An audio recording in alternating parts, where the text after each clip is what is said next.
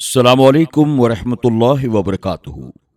الصلاۃ والسلام علیک یا رسول اللہ، الصلاۃ والسلام علیک یا حبیب اللہ، وعلی آلک واصحابک یا نور اللہ، صلی اللہ تعالی علیہ وسلم۔ میرے پیارے آقا علیہ الصلاۃ والتسلیم کے پیارے دیوانوں، خاتون جنت حضرت فاطمۃ الزہرا رضی اللہ تعالی عنہا کی کنیزوں، ہم سننے جا رہے ہیں اللہ کے ولی حضرت بدر الدین شاہ رحمۃ اللہ تعالی علیہ کی سوانح، جو آرام فرما ہیں سوجان گڑھ چورو راجستھان میں۔ کوئی اندازہ کر سکتا ہے ان کے زور بازو کا، کوئی اندازہ کر سکتا ہے ان کے زور بازو کا، نگاہ مرد مومن سے بدل جاتی ہیں تقدیریں۔ حضرت بدر الدین شاہ رحمۃ اللہ تعالی علیہ کا تعلق طریقت کے سلسلہ مداریہ سے ہے۔ آپ کو حاجی رتن شاہ رحمۃ اللہ تعالی علیہ سے روحانی فیض حاصل ہوا، جن کا مزار پاک بھٹنڈا شریف میں ہے۔ ہدایت یاب ہونے سے پہلے آپ پالی شہر کے کسی اگروال خاندان کے چشم و چراغ تھے۔ آپ کا خاندانی نام بدری نارائن تھا۔ کہتے ہیں کہ آپ سرکاری نوکری میں CID کے عہدے پر تھے۔ ایک بار آپ قتل کے ملزم گوردھن گجر کی تلاش میں تھے۔ اپنے مقصد کی کامیابی کے لیے آپ اس کی تلاش میں سفر کرتے ہوئے بھٹنڈا شریف حاجی رتن شاہ رحمۃ اللہ تعالی کے آستانے پر جا پہنچے۔ کچھ دن فقراء کی سنگت سے آپ کا دل ان کی طرف مائل ہو گیا۔ ایک دن آپ سے بھٹنڈا سفر کا مقصد پوچھا گیا۔ آپ نے عرض کیا کہ ایک قاتل کی تلاش ہے۔ جواب ارشاد ہوا، درگاہ کے پچھواڑے چلے جاؤ، وہ تمہارا انتظار کر رہا ہے۔ بدر الدین شاہ وہاں پہنچے تو یہ دیکھ کر دنگ رہ گئے، وہاں فقیری لباس میں گوردھن موجود ہے۔ گوردھن کو لے کر بدر الدین شاہ درویش کی خدمت میں حاضر ہوئے۔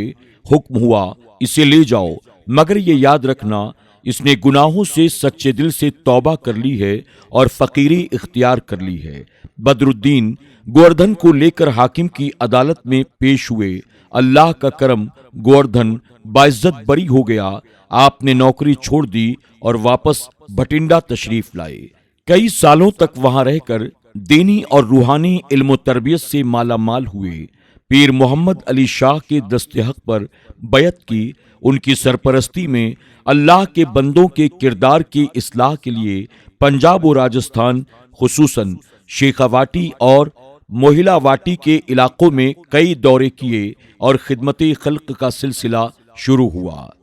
نگاہ ولی میں وہ تاثیر دیکھی، نگاہ ولی میں وہ تاثیر دیکھی، بدلتی ہزاروں کی تقدیر دیکھی۔ اللہ تعالیٰ جس نیک بندے سے کوئی کام لینا چاہتا ہے تو اسی بہت سے کمالات بھی عطا فرما دیتا ہے۔ اللہ کے یہ نیک بندے اللہ کی بخشی ہوئی طاقتوں اور کراماتوں کے ذریعے دین و دنیا کے بڑے بڑے کام آسانی کے ساتھ کر دیتے ہیں۔ اللہ تعالیٰ کا کرم ہے کہ ایک دن حضرت بدر الدین شاہ چورو رام گڑھ کے راستے سفر کرتے ہوئے سوجان گڑھ سے کچھ دور دلیا گاؤں میں، جو آج کل سوجان گڑھ میں ملا دیا گیا ہے، تشریف لے گئے۔ بستی سے تھوڑی دور سبراتی کنجڑا اپنے نوہرے میں بڑھئی گری کا کام کر رہا تھا۔ بابا نے وہاں پہنچ کر سلام کیا۔ وعلیکم السلام کہہ کر سبراتی نے پوچھا، کون ہو، کہاں سے آئے ہو؟ بابا نے کہا، بھٹنڈا شریف کی گدی حاجی رتن شاہ کا خادم ہوں، اس وقت رام گڑھ سے آ رہا ہوں۔ دلیا میں رہ کر خدمت خلق کا حکم ملا ہے۔ تبھی سے بابا سبراتی کے نوہرے میں رہنے لگے۔ عبادت الہی اور عوام کی خدمت کا چشمہ پھوٹنے لگا۔ بابا کے فیض سے بیماروں کو شفا، بے قراروں کو قرار اور گمراہوں کو ہدایت ملنے لگی۔ حضرت کی کراماتیں ظاہر ہونے لگیں۔ ایک مرتبہ حضرت کے پیر و مرشد حضرت محمد علی شاہ، جو بھٹنڈا شریف کے مسند خلافت پر جلوہ افروز تھے، اپنے شاگردوں کے ساتھ سوجان گڑھ تشریف لائے ہوئے تھے۔ حضرت بدر الدین شاہ کی میزبانی تھی۔ اس وقت تکیہ وجود میں نہیں آیا تھا۔ ایک بڑے کھیجڑے شمی کا درخت کی چھایا میں ڈیرا لگا کر دھوڑا قائم کیا گیا۔ فقراء، ملنگ اور شاگرد عبادت و ریاضت میں مصروف رہنے لگے۔ گاؤں اور آس پاس کے لوگ خدمت میں حاضر ہو کر فیضیاب ہونے لگے۔ گاؤں کے لا اولاد ٹھاکر پننے سنگھ بھی پیر کی خدمت میں حاضر ہوئے، اپنا دکھ بیان کر کے دعا کرنے کی گزارش کی۔ پیر نے آپ کے چہرے پر نظر ڈالی اور حضرت بدر الدین شاہ کی طرف اشارہ کرتے ہوئے فرمایا، ان کی خدمت میں جاؤ۔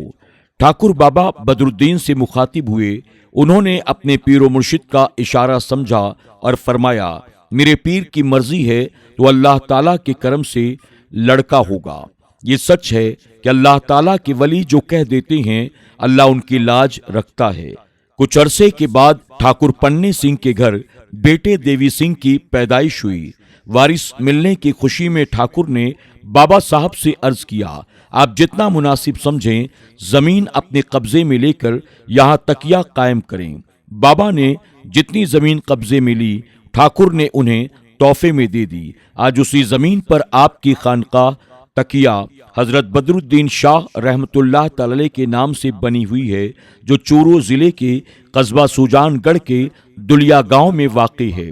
قریب 6 سال کے بعد ٹھاکر کے دوسرے لڑکے تخت سنگھ کی ولادت ہوئی۔ ٹھاکر نے گاؤں کی روہی میں 24 بیگھا 18 بسوا زمین بابا کو بطور تحفہ پیش کی، موجودہ جس کا خسرہ نمبر 323 ہے۔ اللہ والوں کا معاملہ عام انسانوں سے کچھ ہٹ کر ہوتا ہے۔ اللہ اپنے نیک بندوں سے ایسے کام بھی لیتا ہے جو عام آدمی نہیں کر سکتے۔ ولیوں کی ایسی ہی باتوں کو دنیا کرامت کہتی ہے۔ حضرت بدر الدین شاہ کی کرامتوں میں سے ایک یہ بھی ہے کہ رات کے وقت آپ اپنی عبادت گاہ میں کبھی شیر کی شکل اختیار کر لیتے تو کبھی آپ کا سر دھڑ سے الگ ہو جاتا۔ اس وجہ سے آپ کے یہاں رات کے وقت کسی کو بنا اطلاع کے آنے کی اجازت نہیں تھی۔ ایک بار سوجان گڑھ میں زور کا اکال پڑا، بنا بارش کے انسان تو انسان چرند و پرند بھی بے حال تھے۔ لوگوں نے بابا سے گزارش کی۔ رحم دل بابا نے اپنے رب کی بارگاہ میں لگاتار 2 دن بنا کچھ کھائے پیے بارش کے لیے دعا کی۔ اللہ کا کرم ہوا، اتنی زور سے برسات ہوئی کہ اکال ختم ہو گیا۔ بیماروں کو شفا دینے اور آسیب کو دور بھگانے کی حکایتیں تو بڑی تعداد میں سننے کو ملتی ہیں۔ حضرت دین محمد شاہ جاٹ، صادق شاہ جٹادھاری، دین محمد اوسوال، مست بابا پنجابی، قاضی فہیم الدین، قاضی حمید اللہ وغیرہ آپ کے حلقہ ارادت میں شامل تھے۔ پیر محمد علی شاہ کے وارث گدی نشین بھی آپ کے بالکے رہے اور آپ سے فیض حاصل کیا۔ یہ وہی عظیم شخصیت ہے جو سن 1946 میں پیر محمد علی شاہ کے پردہ فرما لینے کے بعد بٹنڈا کے مسند خلافت پر جلوہ افروز ہوئے۔ پہلی رمضان المبارک سن 1360 ہجری مطابق 23 ستمبر سن 1941 منگل کی رات آپ اس دنیا سے کوچ فرما گئے۔ انتقال کے وقت آپ کے پیر و مرشد محمد علی شاہ آپ کے قریب موجود تھے اور آپ کا سر مقدس آپ کے پیر کی گود میں تھا۔ سویرے میت کو غسل دے کر کفنانے کے بعد بھٹنڈا کے کئی فقراء، ملنگوں، آپ کے بالکوں اور ہزاروں جانثاروں نے تکیے کی حد میں ہی آپ کے جنازے کو کاندھا دیا۔ نماز جنازہ ادا کرنے کے بعد جس جگہ آپ کو سپرد خاک کیا گیا وہاں آپ کا مزار ہزاروں لوگوں کی عقیدت کا مرکز بنا ہوا ہے۔ آپ کی درگاہ شریف میں مسجد، عیدگاہ و مدرسہ اور اسکول بنا ہوا ہے۔ چونکہ آپ کا وصال ماہ رمضان شریف میں ہوا، اس وجہ سے آپ کا عرس پاک 7 شوال کو منایا جاتا ہے۔